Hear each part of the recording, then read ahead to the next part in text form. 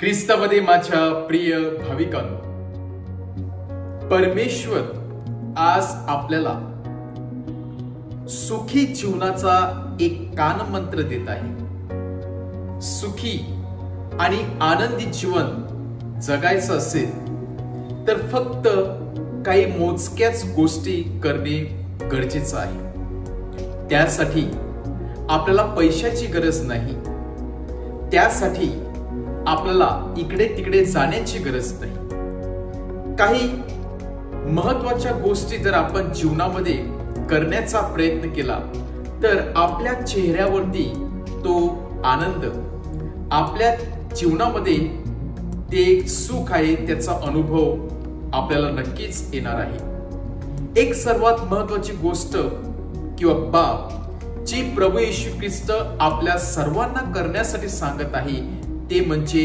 Do not जज others, म्हणजेच दुसऱ्यावरती दोष लावण्याचा प्रयत्न करू नका। मनुष्य असल्या कारणानं प्रत्येक व्यक्तीला आनंद वाटतो दुसऱ्याला दोष देण्यामध्ये किंवा दुसऱ्याला खाली पाडण्यामध्ये, आणि खाली पाडल्यानंतर जो आनंद होतो हा आनंद शेवटपर्यंत टिकत नसतो। कारण असं सांगतात, कर्मा कम्स बॅक। कर्म हे माणसाला त्याच्या पाशी घेऊन जात असतं, ते माणसाचं तेच रूप त्याला परत देत असते। जैसी करणी वैसी भरणी।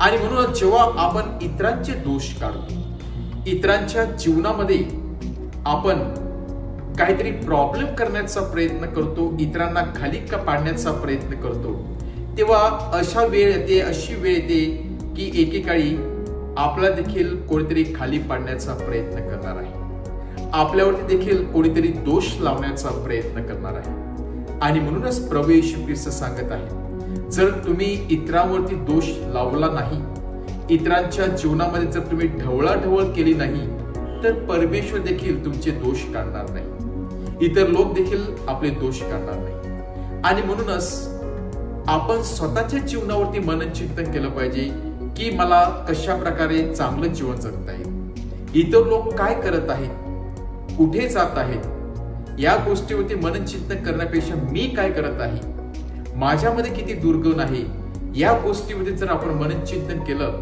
तर नक्कीच आपण खूप काही गोष्टी आपल्या जीवनामध्ये आणू शकतो, बदल घडून आणू शकतो।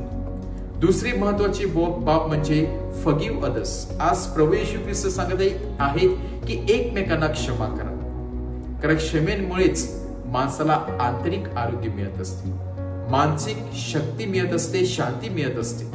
मनुष्याचं जीवन आणि अंतर आत्मा यामध्ये पूर्णपणे एक प्रकारची हिलिंग पॉवर येत असते। मनुष्य आतमधून पूर्णपणे निरोगी राहत असतो। क्षमा न केल्यामुळे माणसामध्ये राग, द्वेष, कलह निर्माण होत असतो। आणि म्हणून प्रभू येशू ख्रिस्त सांगत आहे, इतरांना क्षमा करा। जे बर्डन, जे ओझं आपल्या हृदयामध्ये आहे, ज्यामुळे आपलं आंतरिक जीवन हेवी झालेलं आहे, वजनदार झालेलं आहे, ते तुम्ही निकामी करा। आणि बघा, क्षमा केल्यानंतर जो अनुभव तुम्हाला येणार आहे तो अनुभव खरोखरच स्वर्गीय आनंदासारखा असणार आहे।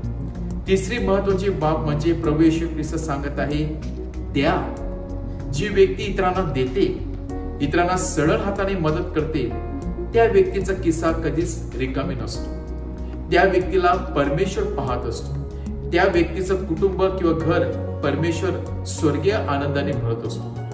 परंतु जी व्यक्ती कुरकुर करते किंवा फक्त घेत असते ती व्यक्ती फलद्रुप्त होत नसते। आणि म्हणूनच जर तुम्हाला फलद्रुप्त व्हायचं असेल तर देण्यासाठी शिका, आणि जितक्यात आपण देणार त्या डबल किंवा तिसऱ्या 3 पट आपल्याला परमेश्वर देणार आहे। आणि त्यामुळे नेहमी देण्यासाठी शिका आणि नक्कीच परमेश्वर आपल्याला देणार आहे। स्वतः परमेश्वर किती जनरस आहे पहा, तो जुन्या करारापासून तर नव्या करारापर्यंत लोकांना देत आलेला आहे, देत आलेला आहे, देत आलेला आहे। आपण देखील इतरांना देण्याचा प्रयत्न केला पाहिजे आणि परमेश्वराचा आशीर्वाद नक्कीच आपल्याला मिळण्याशिवाय राहणार नाही। हे 4 गोष्टी आपण आपल्या जीवनामध्ये उतरण्याचा प्रयत्न करूया।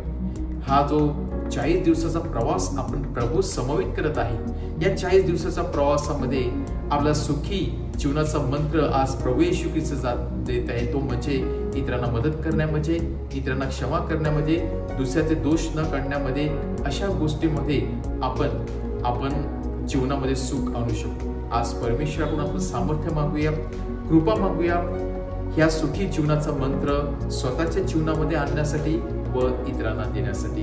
आमेन.